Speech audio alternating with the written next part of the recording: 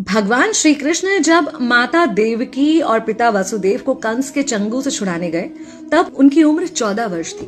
उनकी माता ने उनसे पूछा कि बेटा तुम तो भगवान हो, तो तुम हमें पहले ही कंस के चंगुल से छुड़ा सकते थे, इतनी देर क्यों कर दी? तो कृष्ण जी ने कहा, माता क्या पिछले जन्म में आपने मुझे 14 वर्ष का वनवास नहीं दिया था? माता हैरान रह गई, बोली ये क्या कह रहे हैं आप?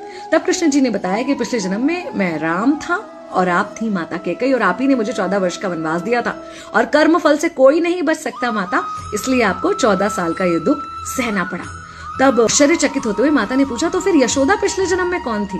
कृष्ण जी ने बताया, वो थी माता कौशल्या, जो 14 साल तक अपने पुत्र से अलग रही थी। उन्होंने उस दुख को सहा था, इसलिए इस जन्म में 14 साल मैं उनके पास रहा और मेरे साथ रहने का माता और पुत्र के प्रेम का सुख उन्हें मिला। कहने का मतलब यह है कि कर्म फल से ना उस युग में कोई बचा था, ना आज कोई बचेगा। खुद भगवान भी कर्म फल से नहीं बच सकते, इसलिए अपने हर एक कर्म को बहुत सोच समझ कर कीजिए, क्योंकि जिसके भी खिलाफ आप कुछ गलत कर रहे हैं उससे आपकी शत्रुता कुछ समय या शायद एक जन्म की है, लेकिन उसके साथ कुछ गलत करके आप अपने कई जन्म बिगाड़ सकते हैं।